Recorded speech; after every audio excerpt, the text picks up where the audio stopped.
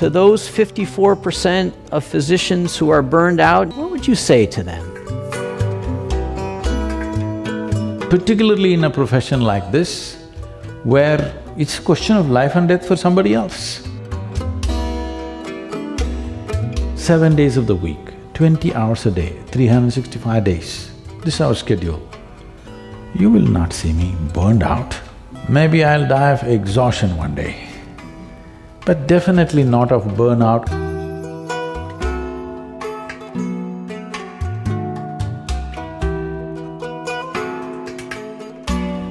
A big study came out. 54% of physicians in America meet criteria for burnout. And nurses are in the same boat. And you're here at a medical school, and we're looking for answers, and we're looking for hope. And so to those 54% of physicians who are burned out, and the nurses and PAs and nurse practitioners, all of us in healthcare, what would you say to them? If we have to bring health, either to ourselves or to others, one fundamental thing is you bring a very profound sense of wholeness into you. The various dimensions of life that we are, all of it is in sync and functioning well. It's sad to hear that physicians are in a state of burnout. How would they cause health? They could sell more medicine, but they cannot cause health if they are in a state of burnout. Now we're seeing, as modern medicine progresses, comes out with miracle after miracle, research, all kinds of things. But people are not getting healthy. More people are getting sick than ever before. A country like United States, which is the most affluent country on the planet, which essentially means you have a choice of nourishments. Every human being has a choice of nourishment. Most of the ailments that you see in other parts of the world are nourishment related in some way, because the needed nourishment is not there at the right time for a whole lot of people on this planet. But in a country where there is a choice of nourishment, I would say an excessive choice of nourishment, the nation is spending $3 trillion on healthcare. This is bigger than the budgets of major nations in the world. India's economy is around $3 trillion. You're spending that much on healthcare of 250,000 people. This shows somewhere we have missed health. Maybe we have an industry going, but we have missed health. Well, we can explain it in so many ways, but doctors being under burnout, I see this in every profession. Everybody thinks their profession is the most difficult one. If any individual human being is creating something that they really care for, there would be never any kind of burnout. Myself and a whole lot of people around me, we are 7 days of the week, 20 hours a day, 365 days, this is our schedule. You will not see me burned out. Maybe sometimes I'll get physically exhausted. Maybe I'll die of exhaustion one day, but definitely not of burnout or boredom. Those two things will never happen to me. Why I'm saying this is, the fundamental reason why this is happening is particularly the physicians, because there are various kinds of professions. But particularly when people go to a doctor, in some way they're placing their life in his hands. So when somebody is willing to place their life in your hands, you must treat it as a sacred duty. It's not just a job. It's not just a business. When somebody is willing to place their life in your hands, I'm telling you, even people who live with you, your own wife and children or husband is not willing to place their life in your hands completely. But somebody, an unknown person comes and places his life in your hands, I think it's the greatest privilege that somebody trusts you at that level, that they're willing to trust you with life. You could do right things or wrong things, knowingly or unknowingly, because nobody has figured the human body absolutely, all right? We know it to some extent.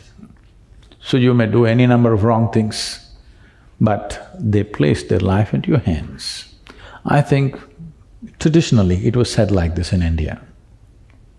In any given society, if education, medicine and spiritual process, if it gets commercialized, that society will go down the drain.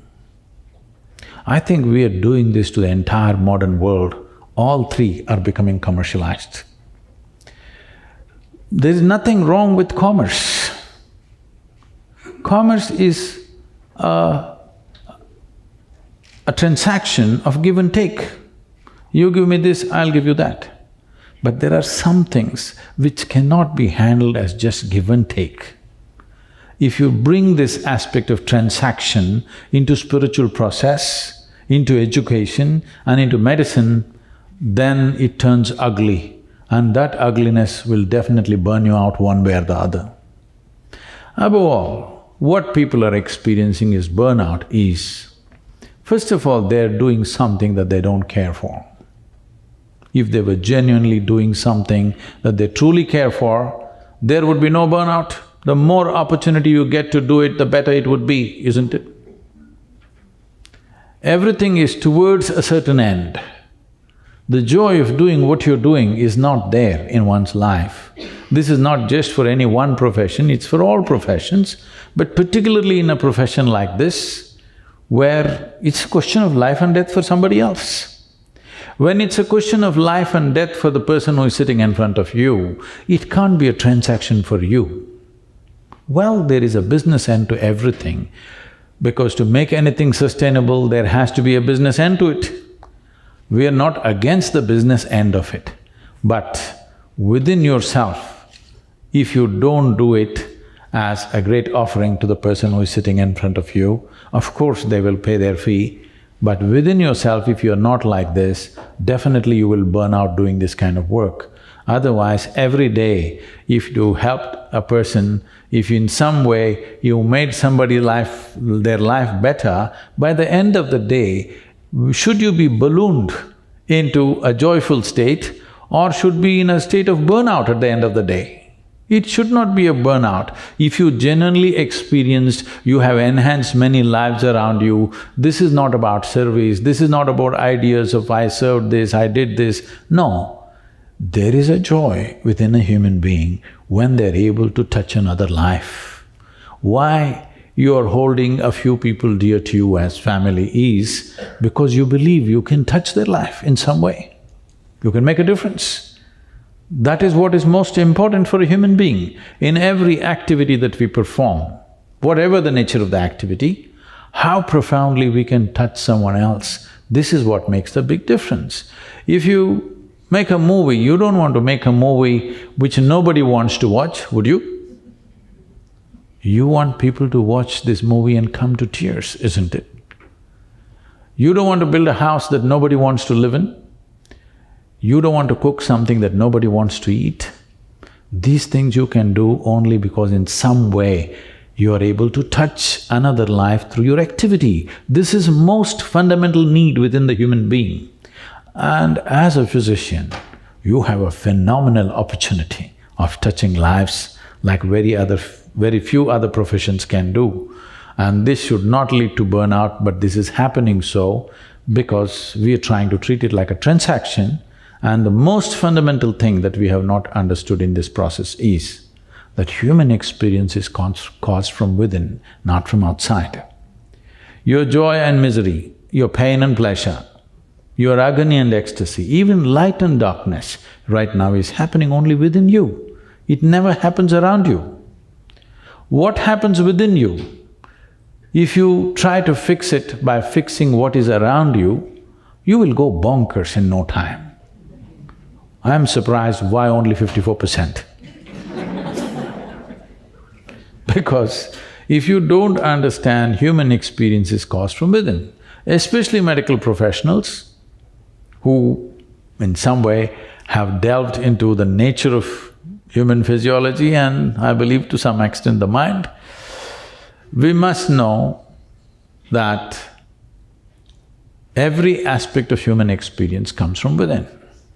And today, modern medicine especially, unlike the traditional medicine, is entirely chemical fixes for everything.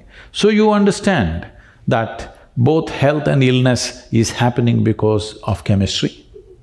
Joy and misery is a certain chemistry, different types of chemistry. Ecstasy and agony are different types of chemistry. Or in other words, we are a chemical soup. The question is only, are you a great soup or a lousy soup? Now, if I give soup-making ingredients to all of you, do you believe all of you will come with the same kind of soup? You will come with 100 different varieties of soups. So there is something called as the skill of soup making. I can teach you a way of making your chemistry into a blissful chemistry. That means you're blissful by your own nature, not because of something that happened around you. This is exactly what I'm saying.